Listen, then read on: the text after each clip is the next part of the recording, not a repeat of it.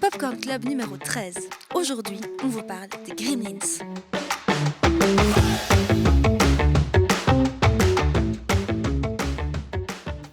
Bonjour Caroline Poisson. Bonjour Vincent Tottini. Et alors pour parler des Gremlins, aujourd'hui on a le plaisir de recevoir trois personnes, deux presque habitués maintenant, c'est la deuxième fois que vous venez dans ce podcast. On a Nicolas Stettenfeld donc, de la Bila. Salut Nico. Salut, bonjour à tous. On reçoit aussi Alicia Del Pupo des Grignoux qui est là-bas animatrice et coprogrammatrice. Salut Ali. Salut. Et alors pour la première fois, grande première, on reçoit Marine Labourie, qui est chroniqueuse podcast. Salut Marine. Hello. Gremlins, c'est donc un film réalisé par Joe Dante Joe, merci. Sorti en 1984. C'est l'histoire de Billy, à qui son père Rand Pelzer, l'inventeur du célèbre cendrier de poche, offre pour Noël à son fils un mogwai. Mais il y a 3 règles à respecter quand on possède un mogwai. C'est quoi les 3 règles, vous vous rappelez ? Alors, je pense ne pas manger après minuit, c'est ça ? Okay. À partir de quelle heure alors ? Ouais, à partir de minuit jusqu'à minuit, je sais pas quelle heure, mais à partir de minuit, mais on n'a pas le reste. Moi, je me suis dit, c'est règle. Jusqu'à ce que le soleil se lève. Je me disais ça. C'est la fameuse règle foireuse des Gremlins. C'est la règle foireuse. Ouais, c'est ça. Qui ne Ali. fonctionne jamais. Ne pas les mouiller. Ne pas les mouiller, exactement. Et ne pas les exposer à la lumière. Ne pas les exposer. Ça, c'est pas hyper. Ouais, ça sert à un moment donné, mais au début, ça fait un peu bateau comme règle, je trouve.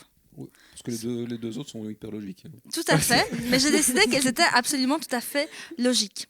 Alors, évidemment, les règles sont donc également faites pour être ignorées, ce qu'on voit directement dans les Gremlins, notamment la règle cinématographique qu'une suite, c'est très souvent moins bon. Sauf dans le cas de Gremlins 2, t'as vu la transition comme on est bien. Ça, on va peut-être en discuter, je sais pas.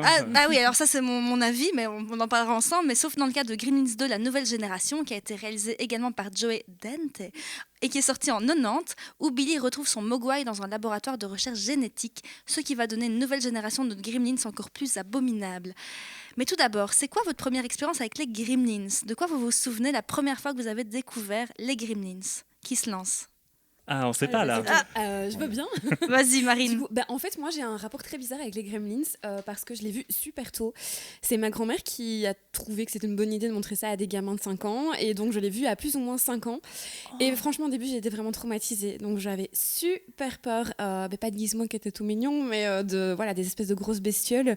Surtout, je sais pas si vous voyez la scène dans la piscine comme ça, où il y a un peu des espèces d'éclairs. C'est dégueu. De quoi ? La scène est dégueu. Ah ouais, non, mais bien dégueu. Et donc, vraiment, j'ai fait des cauchemars, mais pendant super longtemps, jusqu'à ce que je le revoie un peu plus âgé, début de l'adolescence. Et là, je sais pas, j'ai une espèce de révélation. C'est un peu le moment où j'ai commencé aussi à m'intéresser au cinéma. Et du coup, je voyais les références qu'à 5 ans, je les voyais pas et je les comprenais pas. Et c'est vraiment devenu un de mes films préférés. D'ailleurs, j'ai dit, c'est un de mes films racistes préférés. J'aime beaucoup cette punchline, qui n'est pas de moi, évidemment. Mais bref. Et un de mes films de Noël préférés également, parce que ça se passe à Noël, et je déteste les films de Noël, sauf celui-là et Die Hard, mais voilà. Ouais, Die Hard, c'est normal. C'est mais ça. Et pourquoi c'est un film raciste ? Tu peux nous expliquer ? parce qu'en fait, il y a un peu des théories qui circulent, comme quoi justement les Gremlins, c'est un petit peu, pas une critique, mais c'est un peu... ça montre des personnes... Il y a quelque chose qui joue au niveau de la symbolique. Ouais, voilà, la symbolique au niveau des blacks aux États-Unis, etc. Qui aiment le poulet frit. C'est ça, qui aiment le poulet frit, qui sont un peu grossiers dans les bars, qui se bagarrent, etc. Et donc, voilà, c'est pour ça. Ça a fait polémique, ça a été repris dans pas mal, on en a discuté en préparant, ça a été repris par pas mal de présentateurs, de podcasteurs ou de youtubeurs, et également dans certains films au cinéma. Donc, un de tes films préférés, c'est pour ça qu'on s'aime bien. Ouais, c'est pour ça qu'on est copines. Et toi, Ali, première expérience avec les Gremlins ? Eh bien, moi, j'étais petite aussi parce que j'ai une grande sœur et une cousine qui est plus grande que moi. Et donc, j'ai découvert le film, je sais pas, je vais peut-être avoir 5 ans. D'ailleurs, je pensais que le film datait des années 90. Mais en fait, quand je suis née, c'est de 84 et je suis née en 87. Et donc, je pensais qu'il était... pas si vieux que ça, ce film. En fait, la première fois où tu l'as vu, tu t'es dit il vient de sortir ce film. Je pensais qu'il venait de sortir. En fait, je l'avais pas Ok. vu au cinéma parce que j'étais trop petite, mais je pensais que c'était un film très très récent, alors que je l'ai vu dans les années 90. Et je l'ai revu pour le podcast. Enfin, je les ai revus et en fait, je me rendais compte que j'avais pas beaucoup de souvenirs. J'avais 2 souvenirs. J'avais le souvenir du cinéma qui brûle Ouais. J'avais le souvenir dans Gremlins 2 de celui du Gremlins qui chante sous sa douche. Ouais. Et puis, bien entendu, de la petite bête, quoi, du Mogwai et Gizmo. de Gizmo. Voilà, ça c'était mes souvenirs. Gizmo caca. Et toi, Nico, première expérience avec les Gremlins? Mais ça, je m'en souviens pas de la première expérience. C'est vrai. C'est vraiment la question piège de vos podcasts. Je me souviens pas de ce que j'ai fait hier. Alors, la première fois que j'ai vu Gremlins, mais non, ça fait partie en fait de ces films. Et pourtant, on les avait pas à la maison sur support physique, on n'avait pas la cassette. Donc, ça fait partie de ces films qu'on a vus, qui passaient à la télé, comme c'est un film un peu de Noël, qui devait passer tous les ans à la télé, parce que j'ai l'impression de l'avoir vu 32 000 fois petit. Un peu comme, je sais pas moi, Maman, j'ai raté l'avion, ou tous ces films-là, qu'on voit plein de fois. Et voilà, donc je l'ai vu plein de fois, je l'adorais. Et je l'ai re-regardé donc récemment pour le podcast. Et là, je me suis rendu compte, parce que je l'avais plus vu depuis très longtemps, quand même de la richesse du film, plein de clins d'œil, plein d'anecdotes géniales. Et j'ai compris même des choses que j'avais jamais compris, notamment que la vieille dame qui se fait éjecter sur son... Meurt. Non, pas mort, mais que c'est la Madame Deagle qu'on voit dans qu'on voit au début dans la banque, tout ça. Moi, j'avais jamais Ah oui, capté ça. c'est vrai? Bah oui, parce qu'elle met une perruque. Effectivement, elle change de look. Hein. C'est ça. Elle change fort de look. Et Ouais. c'est genre, il y a 15 jours, je me suis dit, putain, mais c'est elle. C'est en vrai? fait. Jamais capté. Enfin, voilà. Donc, Moi, je pensais à chaque fois que je vois une publicité à la télé, Stan, sur les monts d'escalier Stana. ouais, c'est ça. Ah Donc oui, voilà. c'est Et drôle. le 2, pareil, c'est un truc que j'ai vu aussi petit plein de fois, Ah ouais. qui fait partie de la culture voilà, Ta culture cinéma de Noël. de Noël, ouais, des années 90. Et toi, Vincent? Bah pour une fois, on tombe un peu tous d'accord sur le fait qu'on l'a tous connu étant très très enfant. Mais alors moi, j'ai pas eu l'accroche émotionnelle énorme que certains ont peut-être pu avoir ici autour de la table. Mais par contre, c'est vrai que quand j'étais petit, le premier film m'avait vraiment marqué. Je l'aimais beaucoup. Et c'est d'ailleurs ce qui m'a poussé très vite à avoir envie de regarder le 2. Mais je suis jamais revenu dessus en fait. Hein. Je les ai vus jeunes et puis je les ai plus jamais revus, sauf pour la préparation de ce podcast évidemment. C'est fou. Et alors, je me souviens que étant petit, en fait, un truc qui a fait que je me suis désintéressé, c'est que j'ai vu le 2 et je me suis dit, mais qu'est-ce que c'est que le 2 ? Qu'est-ce que c'est que ce film qui devenait beaucoup plus référentiel, beaucoup plus foutraque ? Moi, étant gosse, où j'avais juste besoin d'avoir un univers qui se tenait, j'avais pas du tout retrouvé mon compte et j'avais pas vraiment aimé Gremlins. Alors, je sais pas vous dire exactement à quel âge c'était, mais je peux. Et donc, je ne sais pas vous dire exactement quand j'ai eu mon premier contact avec les Gremlins, mais je peux vous dire que Gremlins 2 a en tout cas été mon premier contact avec John Rambo. Et ça, c'est vrai. Ah ouais. Ouais. Parce qu'il est déguisé avec. Enfin, Gizmo est déguisé avec le ouais, c'est petit. ça. Ouais, bandeau, ouais. il est tellement adorable. Mais Et toi alors ? alors moi, je m'en souviens hyper précisément parce que je me revois dans le salon. Et donc, j'ai déménagé quand j'avais 11 ans, donc j'avais moins de 11 ans, maintenant l'âge précis, je ne sais pas. Et on avait un super appartement avec mes parents quand j'étais petite, avec beaucoup de grosses tentures, des tapis partout. Enfin, je me revois dans ce salon hyper confort avec des vieux meubles, etc. Et je regarde les Gremlins à la télé et je me souviens à la fin quand Rand Pelzer dit « Regardez toujours s'il n'y a pas un Gremlin sous votre lit ». J'ai été mais tellement tétanisée par cette phrase. C'est drôle parce que je me revois, je sens encore l'odeur des meubles autour de moi. C'est hyper bizarre tellement ça m'a marqué. Et je me suis levée et je n'osais plus bouger de ce salon. J'avais trop peur et j'ai eu peur pendant des semaines de ce film. Maintenant, moi, c'est pas comme vous. Moi, c'est pas que je l'ai revu pour le podcast, c'est que je le regarde à peu près 2 fois par an, chaque année à Noël. Au grand désespoir de mon mari, il faut qu'on mette les Gremlins quand on fait le sapin de Noël. Il faut qu'on mette les Gremlins vers le 25 décembre en post-réveillon. Il faut que je regarde ça tout le temps, le 1, le 2. J'ai la même chose avec Die Hard. Ouais.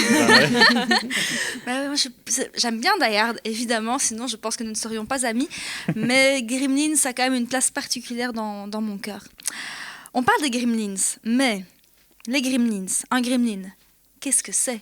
Un Gremlins, qu'est-ce que c'est ? Parce que, comment il s'appelle encore ? J'ai oublié. La fille qui adore ce film, le gars avec son tracteur.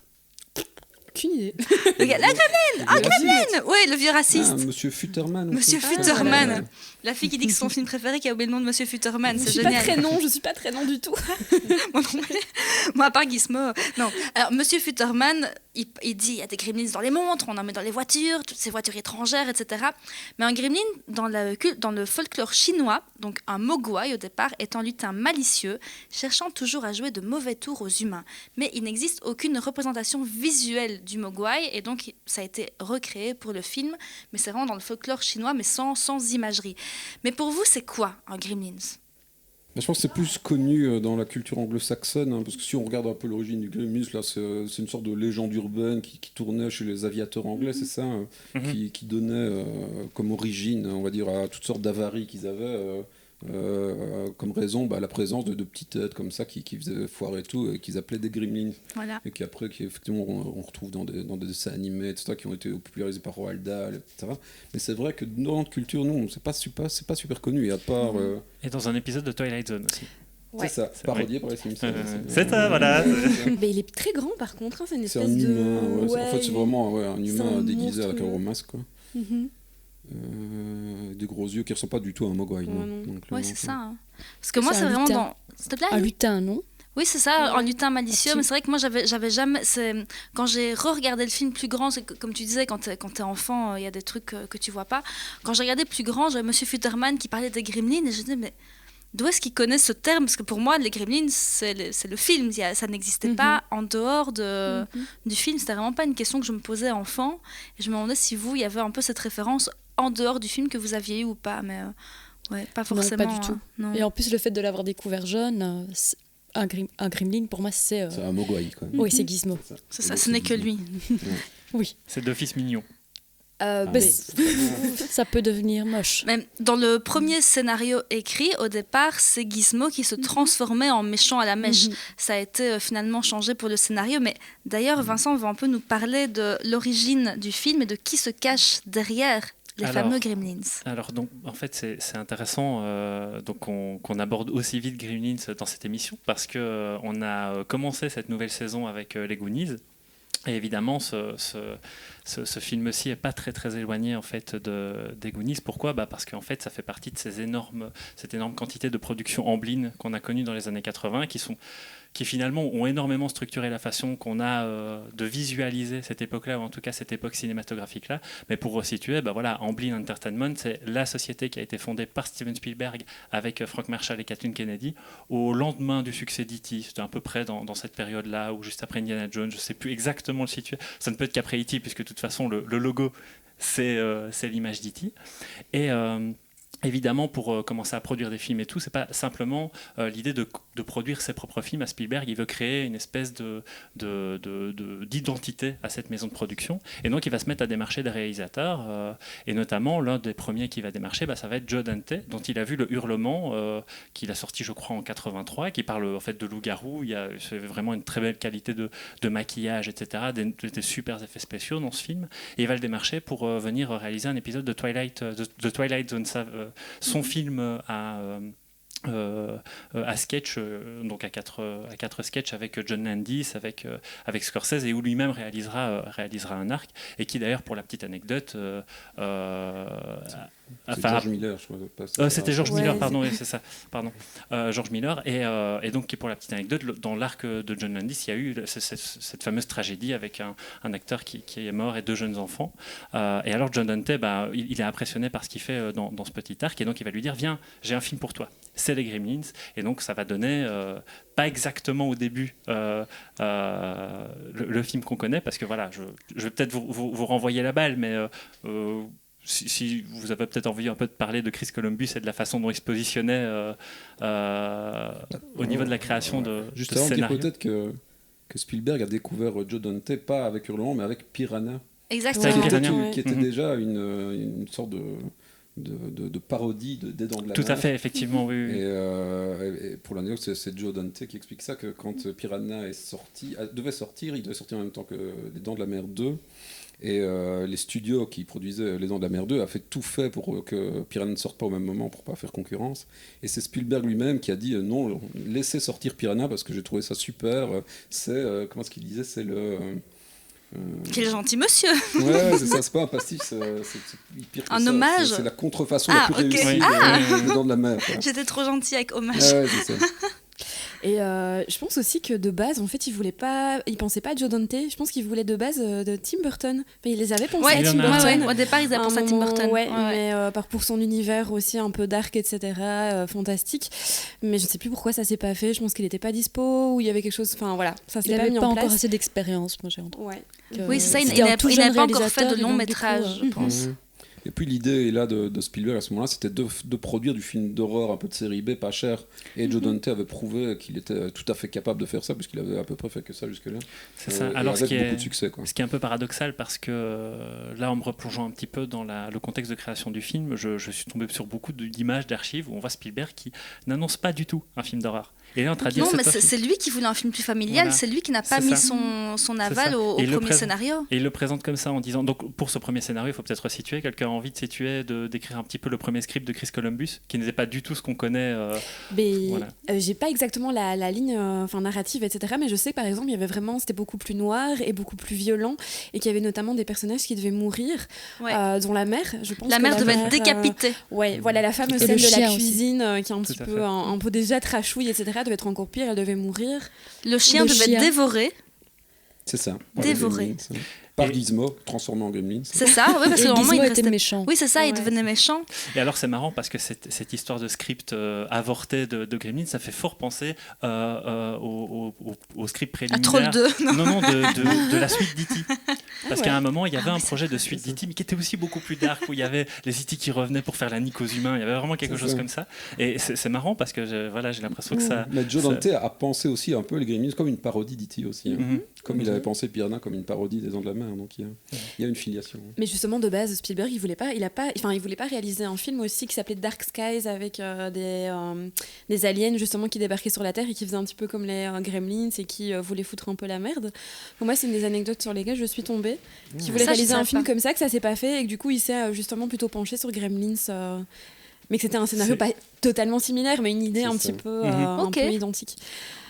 Ah, donc tu nous apprends. Je sais pas. Ok, Ou alors moi, ça c'est un truc apprend. sur lesquels je suis tombée. Eh ben, Ou alors écoute, tu ça- l'apprends, Mais, c'est cool. Ouais.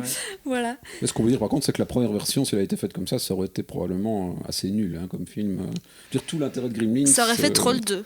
Bah, ça Vraiment. aurait fait, ouais, c'est ça, un film d'horreur de série B, comme il y en a eu 10 millions à cette époque-là. Il ne serait sûrement pas resté dans l'histoire s'il était resté dans cet état-là. Quoi. Et ce qui est bien ici, c'est que ça en fait un film pour enfants qui est effrayant et qui fait vraiment peur. Ouais. Ouais. Et c'est toute la particularité du film, justement, à la fois pouvoir plaire aux enfants tout en ayant, tout en ayant toutes les références pour que les adultes puissent comprendre. Et en même temps, ça fait vraiment flipper quand on est petit. Donc, Mais c'est vrai que c'est un film qu'on peut regarder avec autant de plaisir à 8 ans comme à 38. Quoi. C'est ça. Mais c'est vrai qu'il y a des vrais restes de films d'horreur pour adultes, quoi. Notamment à travers les morts. Et plusieurs morts. On voit plusieurs morts dans le film. C'est quand même assez rare dans un film d'horreur, même pour enfants. Ouais. Est-ce qu'on ne trouvera plus, par exemple, dans le 2 Enfin, il me semble que dans le 2, on voit plus de Mais on les morts, voit hein. morts sans vraiment être morts. Quoi. Parce que par exemple, est-ce qu'il y en a un qu'on voit vraiment mort dans un Oui, jeu. là, hein, le prof Si, de si. science, il est mort. Ouais. Mais Ouais. je trouve qu'on pourrait En croire hors-champ. qu'il est. Oui, je trouve qu'on pourrait On ne croire voit pas qu'il se a faire été. tuer, mais on Oui, c'est voit ça. le gars mort par terre quand même. Mais quoi. à chaque Il fois, y a c'est pas une de question que je renfort, me hein. pose. Il pourrait ne pas être mort. Tu vois, c'est ça que je trouve que c'est assez bien joué. C'est que ça reste pour enfants parce qu'il pourrait ne pas être mort. Mais la Madame Diggles, là, ou Biggles qui traverse la fenêtre, Bah. elle est comme pas en forme à la fin. On Et dans dit les qu'elle Non, scènes elle est pas en coupées- forme, et dans mais les scènes coupées, elle on voit pourrait aussi pas être le morte. vieux directeur de la banque, là aussi. Oui. Ah mort oui, aussi. oui, on voit c'est ça, vrai. mais je pense que que dans Oui, mais scènes oui, coupées. c'est Ouais. ça, J'ai c'est vu en ça scène sur le coupée. Mais c'est en Blu-ray, scène coupée, c'est ça. Mais bon, ça fait quand même 3 cadavres. quoi. Et alors, en fait, moi, ce qui me frappe plus, c'est pas l'idée qu'il y a des morts. Parce que j'ai l'impression que même à cette époque-là, on n'hésitait pas quand même pour un film pour enfants, le concept de mort, je pense qu'à partir du moment où tu le mets en hors-champ, où tu l'adoucis un maximum, il y a moyen de l'intégrer. Moi, ce qui me frappe dans les Gremlins, c'est le positionnement esthétique du film quand il monte certaines scènes avec des Gremlins qui, là, invoquent vraiment le cinéma d'épouvante, tu vois. Et donc, tu parlais, juste avant de commencer l'émission, Marine, de la scène, je crois que c'est toi, hein, de la scène où tu as le Gremlins qui Ouais. plonge dans la piscine. Dans la piscine. Ouais, ouais. Il y a quelque chose au niveau de l'éclairage, il y a de la fumée qui sort de l'eau, il y a quelque chose qui devient vraiment très, très expressif là au niveau de la lumière et de la mise en scène, et où là c'est vraiment complètement du cinéma d'épouvante. Mais ça me fait penser à It Follow. Enfin, tu vois, cette scène, Ah vraiment, oui. je trouve qu'on retrouve vraiment dans It À Follow fond. ici récemment, qui est clairement du coup de Qui est une- l'épouvante. Ça devient donc de la citation de citation, Ouais. de citation, parce que John Dante passe son temps en fait à être très référentiel dans ce film, hein, comme tu le disais. Ça, on pourrait faire un épisode rien que sur les références dans ce film. Ouais, ouais. Il y a tout un bouquin d'ailleurs là-dessus de Franck Lafont là, chez Oui. Rouge Profond qui est génial, qui ne fait que ça, analyser toutes les références et mais aussi toute la réflexion qu'il y a autour. C'est pas juste de la citation. Quoi. Bien sûr. Chez Joe Dante, les gens qui s'intéressent un peu à Joe Dante. Il faut vraiment le lire, ce livre. C'est vraiment toute l'intertextualité, etc. qu'il y a derrière. C'est vraiment très très bien. Ce que j'aime bien, c'est la machine à voyager dans le temps quand le père est au salon des inventeurs. Ce qui fonctionne. Et ça, je trouve que je trouve ça vraiment bien mis en scène, quoi. C'est vraiment, c'est pas juste regarde, c'est le même plan, quoi. C'est vraiment, c'est hyper intelligent, c'est hyper agréable à regarder parce que ça, tu le vois pas quand t'es gosse. Enfin, déjà, je connaissais pas la machine à voyager dans le temps quand j'étais gosse, quoi. Peut-être vous bien. Non. Mais Vincent, tu voulais encore parler un peu des références au cinéma d'horreur? Non. Non.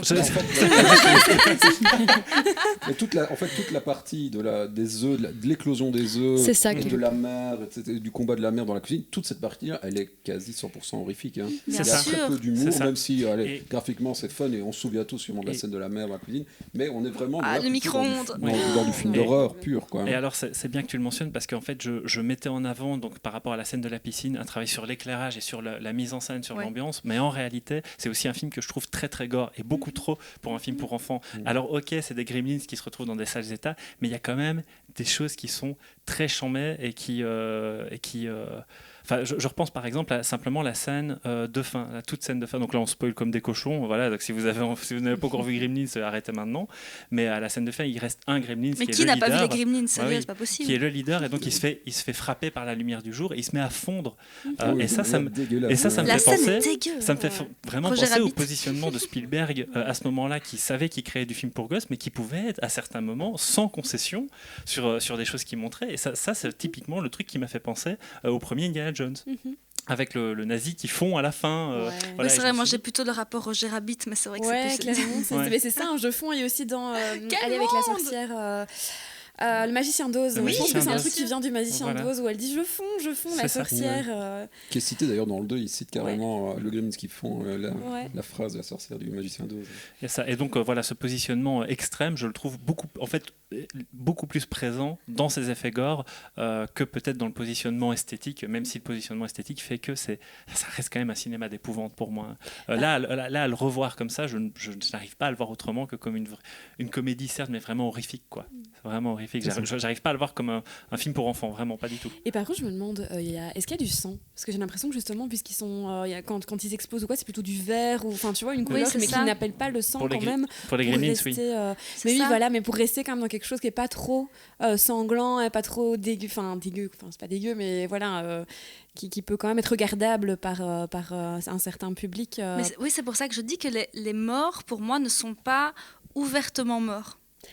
Ils pourraient tous être assommés comme dans un Tex Avery, quoi. Tu vois, Madame Deagle pourrait très bien être assommée, le prof pourrait très bien être assommé. Il n'y a pas de sang, il n'y a pas de... Oui, effectivement. Tu vois, je suis assez d'accord avec toi. Je pense qu'il y a une ambiguïté. Il y a une ambiguïté. Mais une ambiguïté qui va disparaître dans le 2, par exemple. Bien sûr.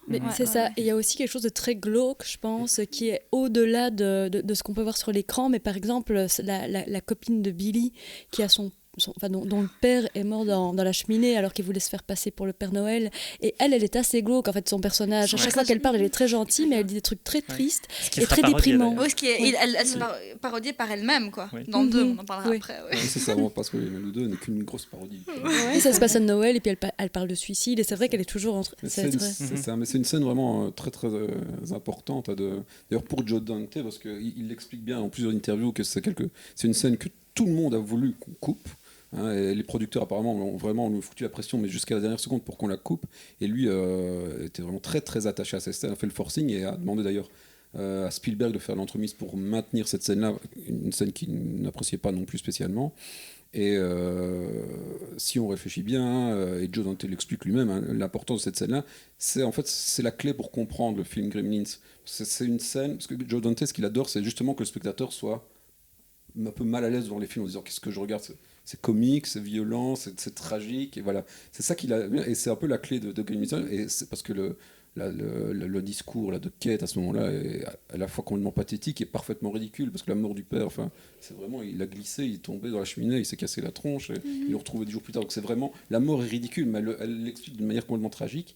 Et ce malaise-là, c'est vraiment la volonté de Joe Dante dans plein de films, et notamment dans Gremlins, surtout dans Gremlins 1. Et donc c'est pour ça qu'il voulait qu'on le maintienne, quoi. C'est vraiment la clé du film. Mais ce personnage est malaisant tout le long de film. C'est pas une actrice non plus. Ouais. Elle vend J'étais des. un peu amoureux d'elle quand même quand j'étais C'est vrai, petit. mais elle est Ouais. très jolie. Super mignonne. Vous savez que l'actrice maintenant, elle travaille dans un magasin d'articles de fête aux États-Unis. Elle vend des ballons et des confettis. Ouais. Et alors, il y a aussi autre chose, en discutant des Gremlins, c'est que je trouve qu'il y a une qualité sur les effets spéciaux, hein, évidemment. Hein, Bien sûr. Voilà, c'est pas que pour l'époque, mais qui dans ce film est très présent et évidemment se manifeste. J'ai l'impression qu'il y a vraiment une scène qui est centrale et où là, j'ai vraiment l'impression de voir un réalisateur qui se fait plaisir et qui se dit on va s'éclater avec ces petites bêtes, on va les mettre dans toutes les positions possibles. Vas-y, quelle C'est scène? dans le bar. Ah oui, moi j'ai le cinéma. Ah, bah c'est les deux. Ah. C'est les deux. Ah. Parce C'est qu'elles les se deux, suivent ouais. et c'est le délire est le même. D'ailleurs, ça me fait penser que j'ai oublié de vous faire du popcorn avec tout ça. Ah oui, c'est Ah vrai. On n'a pas de popcorn. Popcorn On Club n'a sans pas de popcorn. Mais Qu'est-ce la que machine c'est à que ça popcorn est dans le sac à côté. On Désolée. Ouais, c'est pas grave. Parce que il y a beaucoup de popcorn au cinéma. Mais donc oui, dans le bar, tu dis que c'est la scène pour toi où il s'éclate le plus. Oui, parce qu'en plus, il s'amuse aussi à faire des citations. Il cite Flashdance. À un moment, Ouais. ça m'a Ah, fait beaucoup rire. La scène de Flashdance, c'est magnifique. Oui, à un moment, il s'amuse à parodier du film noir. Et puis, et il amène comme ça, bout à bout. Il fait aucune transition de genre. À un moment, il dit tiens, je vais te foutre ça là, je vais te foutre ça là, je vais te foutre ça là. Et C'est ça pour te fonctionne. montrer. Et en fait, ce qui est en fait là, ça a un côté foutraque, mais pas trop, parce qu'on est dans l'univers interne des Gremlins. Les Gremlins, quand ils sont entre eux comme ça, c'est foutraque. Tu peux t'amuser à mettre du référentiel dedans, mais à l'échelle du film, ça se tient. Tu vois, et donc là, je trouvais que la scène fonctionnait en plein parce que ça donnait tout le côté chaotique en fait que j'appliquais aux Gremlins et qui a complètement son sens au niveau de la narration du film, tout simplement. C'est ça. Ceux que t'as pas aimé dans le 2 du coup. Parce Ceux que le j'ai pas 2, aimé dans le 2, c'est une exactement. grande scène du bar du C'est début à ça, la fin, quoi. exactement. Sauf qu'à un moment, l'histoire du film, on s'en fout un peu, tu vois. Il n'y a pas d'histoire. Enfin, si, c'est la même que le 1. en Oui. gros. Mais ce qui est aussi intéressant avec Joe Dante, c'est qu'en fait, il vient aussi de l'école de Roger Corman. Ouais. Et je trouve que justement, dans cette scène, c'est un peu le Je l'avais fait pas de dit. faire plein d'effets, mais avec très peu de moyens. Mais avec ces très peu de moyens, on arrive quand même à faire des effets, notamment des effets spéciaux, qui sont quand même assez remarquables, et d'amener tout un univers avec très peu de choses. C'est vrai que ça c'est un truc que j'avais pas dit, mais Roger Corman, c'est de plus en plus en préparant des sujets sur les années 80, etc. On ne Quand fait tu te plus rends que compte ça. quand on est dans le domaine du cinéma horrifique et qu'on commence à parler des années 80, d'un peu avant, d'un peu après, son nom revient sans arrêt. C'est Bien Roger sûr. Corman. Mais oui, mais vraiment c'est parce à qu'en la fait, base. ils étaient vraiment beaucoup. Enfin, on engageait Ouais, beaucoup de réalisateurs qui avaient travaillé avec lui parce ouais, qu'on ouais. savait en fait qu'ils pouvaient faire des Il trucs lançait vraiment incroyables les gens. avec rien Ouais. du tout, Que avec très peu de moyens. Ouais. Donc on les engageait, on leur donnait beaucoup de boulot à cause de ça. C'est ça. Les 3 règles d'un film Corman, c'était ne pas dépasser le budget qui était genre de $150 000, Ouais. enlever le haut de l'actrice principale à un moment ou à Oui, un autre, C'est tellement ça. et faire un film à partir des titres que Roger Corman avait imaginé avant même qu'on tourne les films et qu'on écrive Ah le oui, mois de c'est ça, scénario. oui. C'était un peu ça les 3 règles. Et à partir du moment-là, on pouvait faire ce qu'on voulait. Et réutiliser les décors aussi.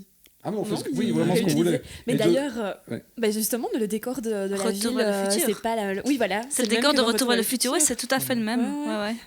Qui reviendra après, parce que Retour vers le futur, c'est après. Gremlins, Non, non oui, Ouais, c'est ça. si, c'est après. Donc en fait, c'est Retour vers le futur Qui a pris le recycle, décor des Gremlins. c'est Ouais, ça. ouais. C'est 85, Retour vers le futur. C'est un an après, un truc comme ça. Ouais. Ouais. Ouais, c'est ça. Ouais, c'est ça. C'est quoi votre scène préférée du film? Ali? Du 1. Ouais, du 1. On Mais est je- encore dans le 1. Ouais, je pense que c'est la scène dans le bar, justement, qui est très drôle. Et alors, c'est le Gremlins qui ouvre son impair, le Gremlins pervers. Ah le oui. Gremlins pervers, qu'on revoit dans le 2 d'ailleurs. Oui. Et celui-là, c'est celui qui me fait le plus Ouais. rire. Oui. Et toi, Nico? Bah moi j'adorais la scène horrifique, c'était les œufs là, qui éclosaient dans enfin, Alien. Ouais, Alien, voilà, c'est vraiment ça, les yeux d'Alien quoi. Je trouvais ça fascinant quand j'étais petit, enfin cette scène-là, elle me fascinait vraiment. Et puis c'est effectivement, visqueux, c'est dégueu. Tu vois. ils sont vraiment Ouais. dégueux. Et c'est là, ouais, là on est vraiment dans de l'horreur pure quoi. Les œufs, ils sont vraiment, rien que les œufs tout seuls, ils foutent les jetons quoi. Ils sont Ouais, vraiment hein, dégueulasses. c'est très bien Dans la fait. chambre du personnage principal en plus, le mec se réveille. Ouais, Voilà. ouais, Ça, il y a de l'empathie là. Là, tu te dis non, je veux pas Quel me cauchemar. réveiller et voir Ouais, ça, ouais, tu vois. c'est ça, quoi. Ou sinon en scène comique, oui, c'est ça, c'est le bar ou le cinéma. Non, le bar est quand même plus fun que le cinéma. Et toi, Marine? Mais moi, en fait, j'ai tellement détesté le personnage là de la voisine connasse. À un moment donné, elle menace carrément de tuer le chien. Enfin, moi, c'était trop pour Ah oui. moi que vraiment, je pense que son Sa mort. ouais, sa mort, c'est tellement jouissif. Je suis désolée, mais moi, Les j'ai pris petits un énorme chanteurs de plaisir à la Noël. voir mourir. Je déteste les petits chanteurs de Noël. Ouais, mais ce que j'aime surtout, c'est en fait, c'est une petite une phrase à un moment donné que le Gremlins dit. C'est genre il dit à un moment donné kiss mon miam miam, un truc comme ça, et ça me fait tellement rire. Enfin voilà, j'adore cette réplique miam miam. C'est ça qui fait le meilleur Gremlin. Et toi, Vincent? Bah moi j'ai dit, hein, c'était. Ah oui, pardon, c'était- la scène du Alors, bar. ouais, et puis sinon. C'est pour t'inclure dans la oui. discussion, et en fait, tu l'as Et déjà alors, dit. sinon, et alors sinon, attention, très important, à chaque fois que un Gremlins dit Gizmo caca, moi j'adore. Voilà. Oui, le Ouais, musical est très en bon, plus, hein. on n'arrête pas de dire un gremlins, mais c'est un gremlin. On n'arrête pas de mettre Un ce gremlin, S là, pardon. mais Le gremlin. moi pareil. Moi, j'adore toutes les scènes horrifiques, mais ma scène préférée qui reste dans mon imaginaire de gosse, c'est quand Billy et Gizmo chantent au piano. Pour moi, c'est une des plus belles scènes du cinéma avec son petit bonnet, et d'ailleurs avec l'acteur qui arrive des Goonies aussi. Comment il s'appelle encore cet Ah acteur? oui, le jeune. Ouais, Oui, Enfin, qui joue dans je- 50 000 trucs. Je sais pas c'est dire. genre mais- vieux trou. oui. Effectivement, il y a un acteur des Goonies Il y a un acteur des Goonies. qui est présent là. Mais cette scène où il joue du synthé, Nico est en train de se poser cette question. Si, celui qui joue Bagou. Ouais, non. Attends, des J'ai Goonies, non. peut-être dormi à ce moment-là. Il est là pourtant. je te jure, il est Celui là. qui arrive déguisé en sapin. Ah oui, bah oui. Ah oui, qui regarde Gizmo. qui fait- Cory Funi- Ah Co- oui, qui Cory- fait en regardant Gizmo. Ah, c'est Cory pas le fait Feldman. quoi, il fait rien, en Cory gros, il est Feldman. vivant, il se bat, ouais. Voilà.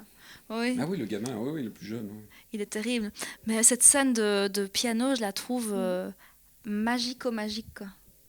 Bah, c'est mignon quoi. C'est Oui, ça fait oui, partie des petits moments mignons avec Gizmo. Bah, alors ça, on fond tous, hein, ça va, tu vois.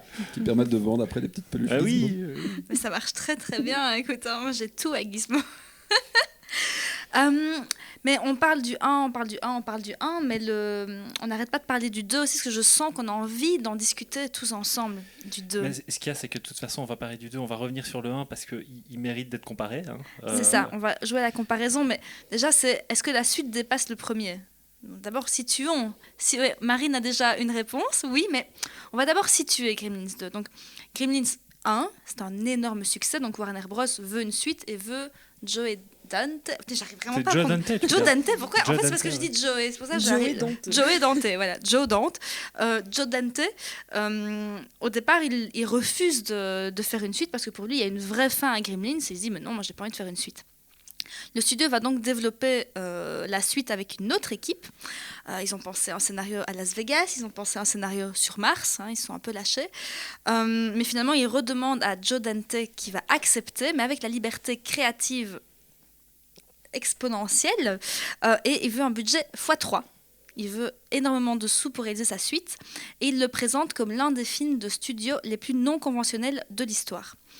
Il va le penser également comme une satire du premier film et des suites en général, et va se lancer dans l'élaboration de Gremlins 2.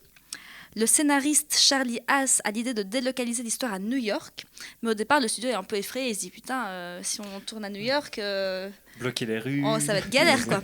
Donc il décide de se réduire, on va dire se concentrer, parce que réduire serait réducteur pour ce film. Il va se concentrer dans un building. Mais alors, malheureusement, ce film ne va pas hyper fort fonctionner à l'époque, parce qu'il va notamment sortir en même temps que Dick Tracy de Warren Beatty, qui a un peu pris le... Oui, alors ça n'a rien à voir, mais... Mais pourtant, je croyais qu'il n'avait pas du tout fonctionné ce film. Quoi, Dick Tracy? Ouais. Moi, c'est ce que j'ai lu en tout cas, que notamment le fait qu'il sorte en même temps que Dick Tracy, ça avait fait que ça n'avait pas hyper fonctionné pour Gremlins 2. Parce que Dick Tracy, il se collecte pourtant une sale réputation de film beaucoup trop gourmand et qui a pas du tout Vous avez assez lu de d'autres succès, quoi. trucs que ça, vous, par rapport à la sortie de Gremlins 2? Non? Pas Parce que sur moi, la j'ai lu sortie, non. ça, que notamment, vu qu'il est sorti en même temps que Dick Tracy, ça Ah avait ouais. fait un genre de petit Ouais, bad. ouais. Mais je suis content de savoir qu'ils sont sortis côte à côte. Ça me Ça. permet aussi Mais de je mieux l'ai- je resituer. l'ai je l'ai appris en préparant le sujet, je t'avoue que ça, je ne le savais pas du tout. Mais alors, justement, pour vous, mieux, moins bien? Mais écoute, moi, franchement, je préfère le 2. Ouais. Même si le 1 pour moi est culte, c'est un de mes films préférés, je trouve que le 2, ok, est beaucoup plus foutraque, mais va beaucoup plus loin dans n'importe quoi, dans le référentiel. Et j'aime beaucoup la critique qu'il en fait, notamment la critique du monde d'Hollywood, parce que ça parle aussi de ça, du monde du cinéma, de la télévision, du monde du travail, là où le premier était plutôt centré justement sur la banlieue américaine, etc., le consumérisme. Là, le 2, on est vraiment sur une grosse critique d'Hollywood. Et puis, je suis désolée, mais il y a Richard Darbois qui est un Gremlins, enfin, je veux dire, juste ça, je pleure. Je vois ça, je pleure. Vous l'avez C'est vu la en français meilleure- aussi? Je les ai Ouais, revus- ouais, je je les ai l'ai revus vu en en VO. français. Laisse-moi deviner. Mais Vincent! Alors attends, laisse-moi deviner. Il joue le Gremlins intelligent. Ouais, Mais voilà, oui. c'est Ok, ça. d'accord, C'est ok. T'as ça. regardé Gremlins en VO? Oui, je l'ai revu en VO. Ça Moi va, aussi, désolé. je l'ai Pourquoi revu en VO. Mais voilà pourquoi tu l'aimes pas. Moi aussi. C'est vrai? Mais Non, non. pour moi, un film que j'ai vu quand j'étais petite, je ne sais pas le regarder en VO. Je suis incapable de regarder un film d'enfance en VO. Pour moi, c'est les voix, c'est les intonations, c'est les répliques, c'est le souvenir que j'arrive pas. Mais maintenant qu'on en revient en fait à Gremlins 2, le truc que je voulais souligner, c'est que le revoyant adulte, je le revois vraiment à la hausse, ce film. À partir du moment où tu commences à capter le système de référence et à jouer sur les codes et tout ça, je veux dire, c'est un truc, si tu es jeune, tu peux pas le capter. Et c'est pour ça que je dis, tu l'as vu trop tôt, peut-être. Joe Dante, il a fait l'erreur de se dire, je capte seulement un public cinéphile et j'oublie complètement le public simplement enfant qui veut juste une histoire qui se tient, quoi. Tu vois, il y a un moment, le film qui s'interrompt, on dit les Gremlins ont pris possession de la salle de projection. Moi, j'étais là, mais non. Il y a eu 3 versions de cette Je sais pas si c'est une erreur de Joe Dante. Je crois que c'était une volonté de sa part. Oui, c'est ça. Je pense que c'est totalement assumé. Il s'est dit, moi, j'ai eu une vraie fin à mon film pour enfants. Laissez-moi faire un film référentiel. Quand il a accepté de faire Gremlins 2, il a dit, je le fais si je fais ce que je veux. C'est ça, liberté créative. C'est une liberté créative totale. C'est bien, tant mieux pour lui, mais c'est là qu'il m'a perdu, moi, en tout cas. Voilà. Mais je crois qu'en fait, il voulait pas chercher des enfants, il voulait justement chercher des cinéphiles qu'il avait happés avec son premier film. Et alors, je vais juste rebondir sur ce que tu disais, c'est l'idée qu'effectivement, il y a une espèce... On peut voir une critique du monde consumériste dans le premier film, parce que c'est vrai que tu as les Gremlins, en fait, ils s'attaquent aux objets de l'électroménager américain, etc. Et tu te dis, mais en fait, revenez à quelque chose de simple. C'est vrai que tu peux voir quelque chose comme ça. Mais en fait, ce que je trouve très intéressant, c'est que tu dis que cette critique est toujours là, évidemment, et fait aussi celle d'Hollywood, mais moi, je trouve qu'elle est beaucoup plus dans le pastiche de ce que c'est. On te montre le monde du travail, mais on te le montre dans sa facette la plus absurde possible. Tu vois, quand tu as le manager qui arrive et qui dit qu'est-ce que c'est que ça pour une œuvre d'art? Non, c'est ça l'œuvre d'art qu'il faut, avec le truc tout rangé et tout, et dire voilà, nous on met les codes de ce qui est beau, de ce qui est de l'art, de ce qui est avec voilà, quand tu es dans la société, tu vis comme la boîte veut que tu vives, en fait. Et je trouve que ça c'était surtout pour cette époque, j'avais l'impression qu'il y avait un peu un truc avant-gardiste, quoi. Tu vois, dans la façon qu'il montrait de voilà, le monde de l'entreprise américaine, etc.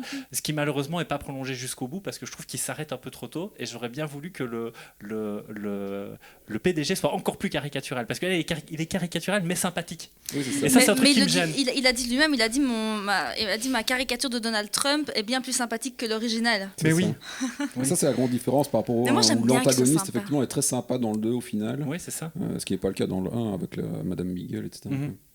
Ouais, moi aussi j'aime bien qu'il soit sympa, parce que je trouve que ça le rend d'autant plus drôle. Et le film, le film, le 2, moi j'avais pas vraiment le souvenir. Dans mon souvenir, je ne savais pas vraiment lequel je préférais, mais là c'est clairement le 2, parce que les références et surtout l'humour, c'est tellement drôle. Rien que le fait, la Clump Tower, c'est impossible de comprendre que c'est la Trump Tower quand t'es petit, et là tu le comprends, et rien que le fait des portes coulissantes qui ne fonctionnent pas au début et qu'on se retrouve coincé à l'intérieur et ça c'était hyper drôle. Ou alors quand il y a les émissions de télévision avec tous les animaux qui courent dans les couloirs, enfin moi il y avait vraiment un humour.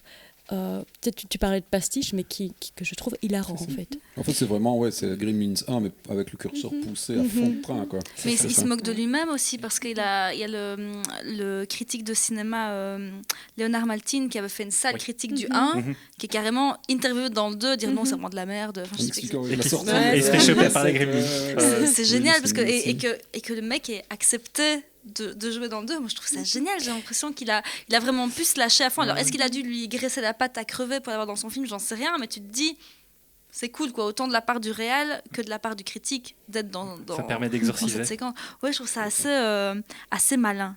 Et ce que j'aime encore bien aussi, c'est que là où dans le premier il y a vraiment un peu une espèce de gremlins, là maintenant ils donnent encore à cœur joie. Il y a plein de types de gremlins différents. Je veux dire, il y a des gremlins araignées, il y a la meuf méga vulgose, verte, dégueulasse, mais qui est juste incroyable. Enfin voilà, il va vraiment s'amuser avec le bestiaire et faire des choses assez monstrueuses. Cette scène de diva, quoi. Oh là là. Ouais, en fait, tu vois, là, pour rebondir sur ce que tu dis, comparé au premier film où tu as l'impression que les gremlins, ils ont leur système de cohésion interne, leur façon de fonctionner, il faut quand même pas dépasser certaines limites. Là, il s'est simplement dit, je vais foutre un laboratoire, parce qu'à un moment, il y a un laboratoire dirigé par Christopher Lee, ça on l'a pas encore dit. Il y a Christopher Lee qui est là. Exceptionnel. Oui, qui d'ailleurs subit un revirement idéologique en disant j'arrête de faire le mal, c'était une erreur, enfin c'est très drôle. Et il se sert de ce laboratoire pour se dire, en fait, comme il y a un peu tout ce qui est possible en termes de génétique, on va faire tout ce qui est possible en termes de génétique avec des gremlins. Et donc, le gremlins électricité, là. à ce Oh là moment-là, là. le Gremlins devient vraiment une espèce de page blanche. C'est un truc ultra conceptuel. Tu appliques ce que tu veux dessus et il le fait littéralement. Le nombre, comme tu disais, c'est un bestiaire hyper riche. T'as un Gremlins araignée, t'as un Gremlins meuf qui veut se marier, t'as un Gremlins qui devient super intelligent avec Richard Darbois, et voilà. Mais en Il est fait, ça, assez c'est exceptionnel. vraiment Il présente lié. le film, C'est vraiment lié à la manière dont Joe Dante crée ses films et les tourne. C'est-à-dire qu'il y a une part d'improvisation énorme chez lui. Et par exemple, ces Gremlins-là, tout différents, ça vient du concepteur des maquettes, des marionnettes, etc., dont j'ai oublié le nom, mais qui n'est pas le même que dans le 1. Et celui-là a accepté de faire le 2 s'il pouvait aller plus loin que dans le 1. Et donc, il a demandé à Joe Dante, est-ce que je peux faire toutes sortes de Gremlins? Et Joe Dante lui a fait, ok, c'est bon. Et pour ça, on va dire qu'il y a un truc scientifique. Oui, c'est ça, voilà. Un laboratoire L'argument, dedans, c'est vraiment la c'est caution. Donc, tu veux faire des Gremlins? Ok, bon, on va mettre un laboratoire au 14e étage, on va foutre Christopher Lee dedans, et on va dire que. Et c'est comme ça. Et donc, il improvise tout le temps, même pendant la Oui, c'est réalisation. ça. Et en plus, le truc, c'est que c'est là où ça devient vraiment super génial, c'est qu'il s'en sert là pour en plus rajouter une couche sur l'aspect diabolique de ce type de méga structure qui, dans le même temps, il y a un studio de télévision, à l'étage du dessous, il y a un laboratoire où ils sont en train de développer des virus, tu vois. Tu te dis, mais avec le mouchoir de la meuf. c'est ça que Trump Tower, le diable, tu vois. Tu parles du cinéma, tu as quand même remarqué qu'il y a notre petit chéri Robert Prosky qui joue Fred, qui joue en fait Nick le projectionniste dans Last Action c'est vrai, Hero. oui, juste. Ah, ben voilà où j'ai. J'adore. Ok, C'est vrai, d'accord. t'avais pas tilté? Non, j'avais pas tilté. Oui, le Fred qui va se déguiser en vampire pour présenter son émission. Ouais. C'est le projectionniste, c'est Nick dans Last Action Hero. J'avais pas du tout fait le J'adore rapprochement. cet acteur, je trouve qu'il a une tête parfaite Sympathique. des films de quand on était enfant. Quoi. Oui, il a une tête sympathique. Il a C'est vraiment. quelqu'un qu'on a envie de bien aimer. Et j'aime beaucoup sa voix en VF aussi. Tu Mais vois, oui, il a mais- vraiment une voix hyper iconique où C'est quand un tu film que l'entends, tu retombes en enfance en Mais fait. c'est vrai, c'est vrai, je rigolais tout à l'heure en parlant, mais je n'ai jamais vu les Gremlins en anglais. Et si ça se trouve, c'est bien mieux, je n'en sais rien, mais je ne saurais pas. Je l'ai vu à la télé en français, pour moi, c'est ces voix-là, quoi. Je ne sais même pas si le Guy. Et dis-moi, Gizmo Caca, il dit quoi? Il dit Gizmo Shit? Non, il dit Gizmo Caca. Il dit Gizmo Caca. Ah bah ouais. Gizmo Caca. Vraiment, On a c'est aucun vraiment- C'est étrange. Gizmo Caca.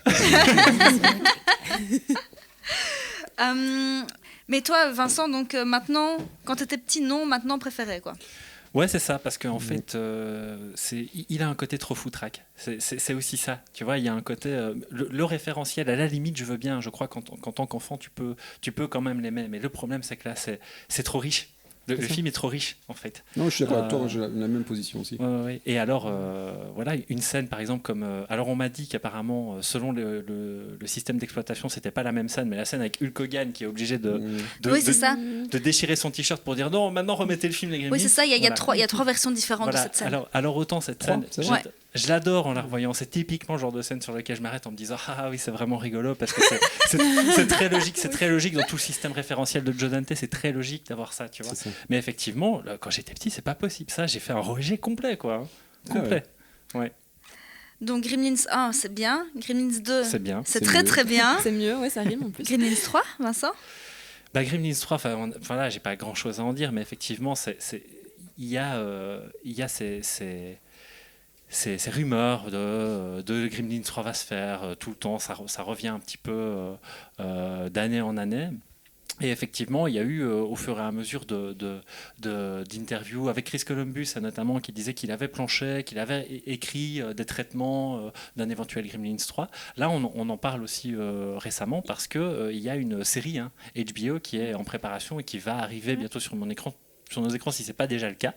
Ça, je sais pas, qui s'appelle. C'est pas encore On parle de sorti. 2022 quand même, Il donc parle à mon 2022, avis. donc, Ouais, pour ils Noël, ont commencé à dire j'imagine. 2022. Ils n'ont plus qu'un mois et demi. Voilà. Faut y aller, on là. les attend. Donc il s'appelle Gremlin Secret of the Mogwai, C'est ça. je crois, qui se passe dans les années 20. Ouais, quelque c'est chose ça. comme ça. Et donc là, effectivement, on est en train de plus en plus de se dire, mais est-ce qu'on va voir arriver finalement un Gremlins 3 avec, et c'est ça aussi les rumeurs, disent le même acteur donc, qui joue. Ouais, Zach Galligan. Zach Galligan qui joue Daniel. Billy, il s'appelle Daniel. Billy, c'est ça. C'est en train de- Daniel. Je pense à Daniel. À mon avis, Attends, moi c'est j'ai oublié Monsieur Futterman, donc je ne dis rien. à mon avis, c'est Karate Kid, ça. C'est Daniel de Karate Kid est arrivé. On devrait faire un épisode sur... Et on n'a pas prévu un épisode sur Karate Kid. Eh ben, on le fera, voilà. Ouais, voilà, C'est pas- note à nous-mêmes. Mais Et donc voilà, Gremlins 3, est-ce que ça... acteur assez catastrophique, on est d'accord. Tu parles de Zach Zach Galligan. Il est quand même Bernard mono-expressif, Campan, non? c'est ça Bernard Campan. Non, mais c'est la même tête. Hein. Il a un côté gentillet. Voilà. Il est... Il est bien dans le rôle. Quoi. dans- Ça sert à je rien. trouve qu'il est pire dans le 2. en fait, Mais tous les acteurs sont un peu à côté, mais c'est aussi l'objectif du film. exactement, Ouais, j'allais y a- dire, je y a crois un qu'on La s'en mère, elle, ses Oui, expressions, on c'est s'en beaucoup fout trop complètement, bizarre. Mais elle joue quand même bien la terreur que notre Zach Mais c'est Galligan. justement un des personnages les plus intéressants du premier, moi je trouve, la mère. La Oui, mère, bien ouais. sûr. Ah oui, Surtout parce dans le que- contexte de l'époque. Il y a un truc qu'on n'a pas dit, c'est qu'elle a un vrai moment de bravoure dans le premier film. Ouais. Ah bah ouais, La c'est mère, ça, quoi. elle a un vrai moment Et de elle bravoure. casse l'image de cette mère au foyer un peu C'est teubée, ça. qu'elle a au début du film et qui C'est a ça. tout le temps dans ce genre de production, quoi. Exactement. Et qui aura notamment dans. Ah non, ça c'est Retour la vers femme le de futur, Futterman, la chanson. Ouais, C'est Madame ça. Futterman qui Elle est chante très ça. bizarre aussi, Oui, celle-là. et Yes. pour resituer, donc, pour ceux qui n'auraient éventuellement pas vu Gremlins 1, c'est que littéralement, elle tue 5 gremlins qui sont dans sa cuisine Elle est en ultra utilisant, badass, et en ouais. plus en utilisant les ustensiles de sa cuisine. Et c'est ça, C'est qui est assez fou. Donc voilà. Donc Gremlins 3, donc on en était là. Gremlins 3, hypé, pas hypé.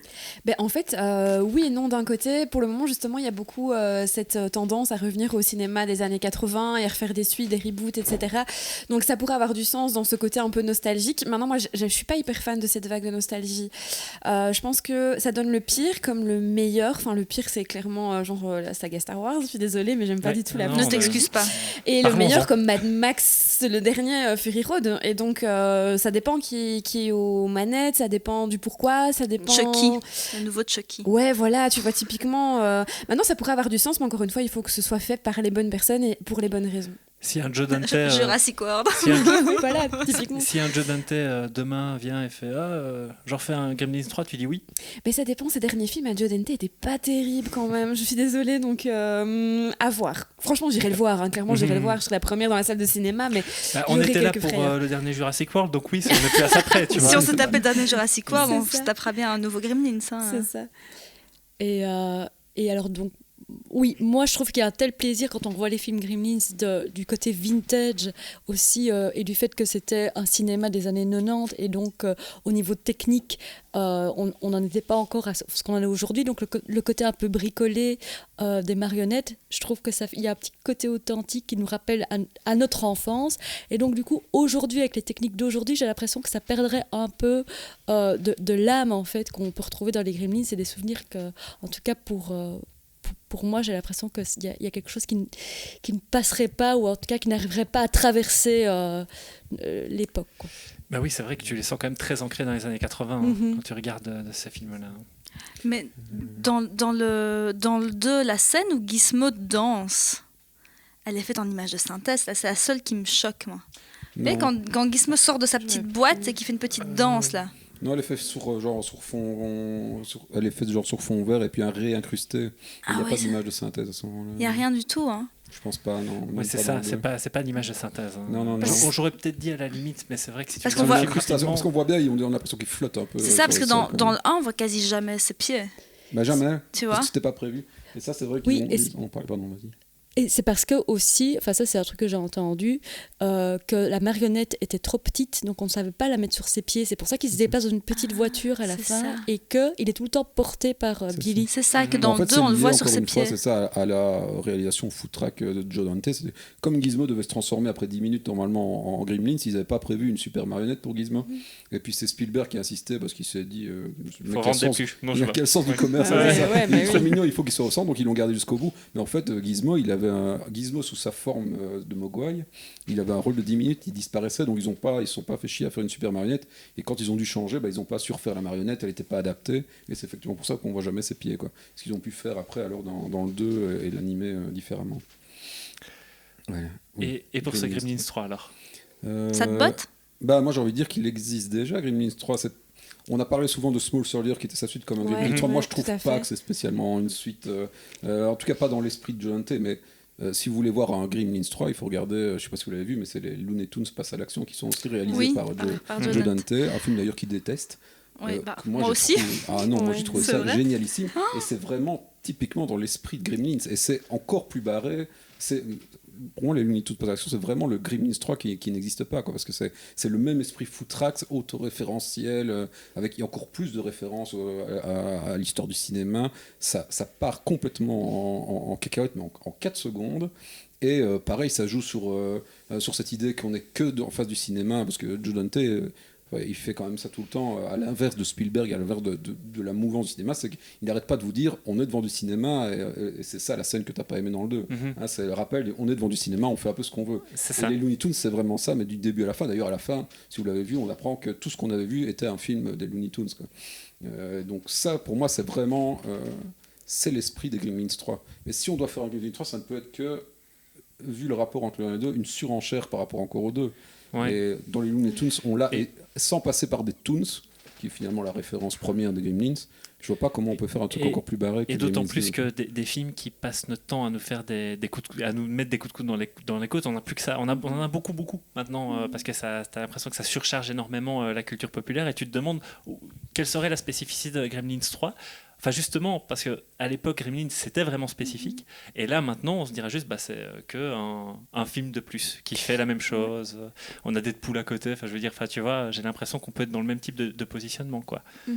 Et justement, je pense que là, tout l'enjeu, ça serait dans ce côté référencé, de pas tomber justement dans un Ready Player One numéro 2. Ou, enfin, voilà, T'as pas aimé Ready Player One ? Ah si, j'adore, mais je pense que c'est le summum en fait de la référence, et donc je suis pas certaine que continuer là-dedans et ce soit vraiment la bonne manière de faire. Enfin, il y a eu des ébauches, hein, notamment on parlait des Looney Tunes, il y a eu des choses qui ont été faites récemment qui étaient vraiment catastrophiques. Donc moi ça me ferait un peu peur d'aller vraiment là-dedans, parce que maintenant c'est des choses qu'on fait et qu'à l'époque c'était pas le cas, que c'était quelque chose d'assez nouveau. Donc moi ça me ferait peur. Gizmo est dans Ready Player One d'ailleurs. C'est vrai.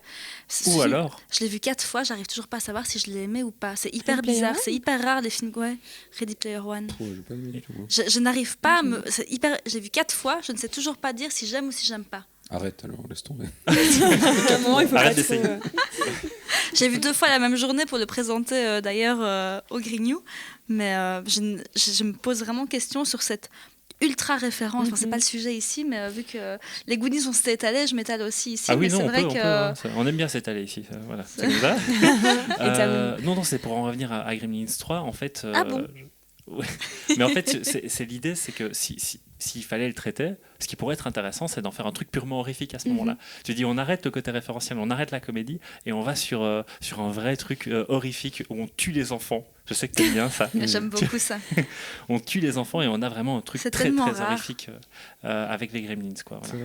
Et donc à ce moment-là, mais faut changer. Ça trahirait complètement l'esprit du. On reviendrait au premier scénario. Moi j'aime bien quand ça trahit. Garçons, tu vois, les Gremlins, c'est vrai qu'ils tuent un peu, mais en gros c'est juste des mauvais garçons, c'est des emmerdeurs. Ouais, c'est vrai. C'est vrai qu'il faut ça. Ils tuent un peu, mais c'est pas grave. Oui, c'est ça, ils tuent un peu, mais c'est pas grave. C'est vraiment. C'est chouette, on ferait une nouvelle génération de gosses complètement traumatisés par ça. C'est déjà pas mal. Pour des bonnes raisons. Mais quand j'étais étudiante, j'avais fait une liste des films où on tuait des enfants, parce que j'en trouvais pas assez. Je sais pas pourquoi, j'avais une fascination pour ça, de voir où était la limite dans le cinéma à chaque fois, et je me posais vraiment ces questions, mais de façon vraiment étudiante, quoi. J'étais à fond. Ok, je vais y aller, hein, parce que ça commence à partir en couille. Mais non, t'imagines un Gremlins 3 en mode robot super 3D dégueulasse. Non, je sais pas. Ou alors on le fait à la Troll 2. Je reviens encore avec Troll 2. Voilà, non, pardon. C'est pas grave, on coupera parce que moi aussi je m'emballe. Bah écoute, voilà, j'ai l'impression qu'on a un petit peu fait le tour. On a fait le tour. À part si vous aviez encore des choses à ajouter sur les films, sur Spielberg, sur Chris Columbus, sur Joe Dante, ou voir sur Amblin. Voilà. Moi, c'est peut-être plus sur justement ce diptyque des Gremlins. Je pense que c'est aussi quelque chose qui est très générationnel, et que souvent c'est des films un peu à aux autres films en Amblin ou à la Retour vers le futur, des films que les parents montrent à leurs enfants.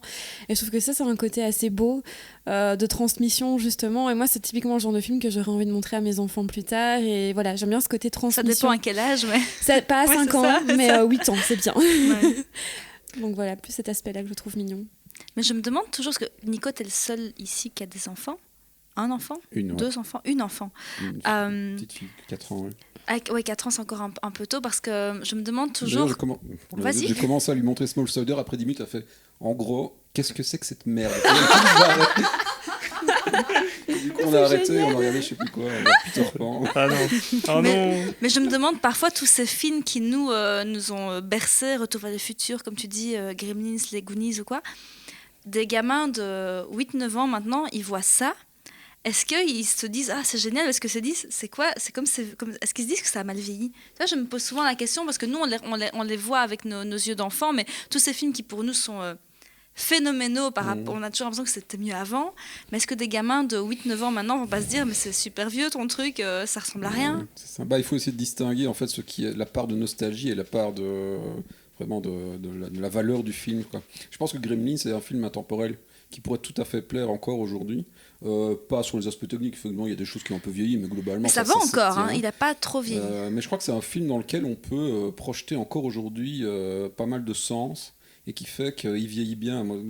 J'ai été assez frappé parce qu'on l'a regardé du coup, genre la semaine passée pour venir ici avec ma compagne, et à la fin on s'est dit mais en fait c'est un film écolo.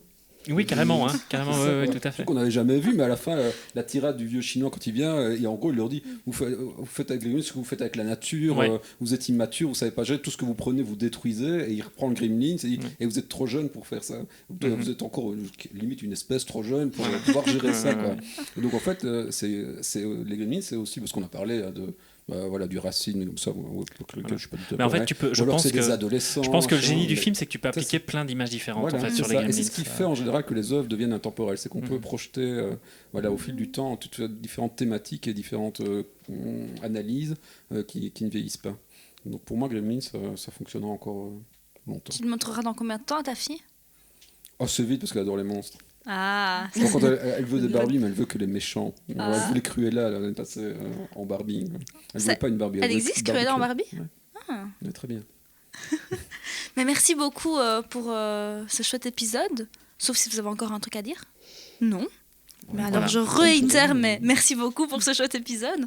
On s'est bien amusé à parler des Gremlins. C'était cool. Mais ouais. On va penser à Cadma, Karate bonne nuit, Kid. hein. De quoi? Cadma, bonne nuit. J'ai cru que tu avais dire 80 minutes. Tu vois pourquoi? On a combien de minutes, Vincent? On a 56 minutes. 56 minutes. Parfait, exceptionnel. Pour deux films, c'est bien. Karate Kid, ça vous parle, vous? Moi, je cherche des gens pour Karate C'est Kid. vrai Là, je suis à Pas fond. trop, moi. Non? Moi non Non. plus. Ouais, je sais pas. Désolée, non. C'est vrai? Ça me parle pas. Ah, et Ah, toi? je suis toujours prêt, moi. Ah, c'est bien. Je suis toujours prêt. On Vous trouve- venez venir Christophe Mavoudis, c'est un monsieur Voilà. Wikipédia On connu trouvera tout bien le des monde, gens il pour saura bien Karate parler de Kid, ça. quoi. Moi, Cobra je fais- Kai, on fera la totale, quoi. Moi, je fais Ah ma oui, non, sacrée c'est à la vrai. tronçonneuse, C'est non vrai que s'il faut commencer Ouais, à je sais préparer plus, Karate Kid, il faut commencer à se taper tous les Cobra Kai. Moi, je j'ai sais tout pas. vu, mais non, on fera Ouais. juste Karate Kid, Ok. on ne tracasse pas. Ok. Merci en tout cas, et Oui, merci à vous. à bientôt. À bientôt. Merci. Ciao, ciao. Ciao, ciao.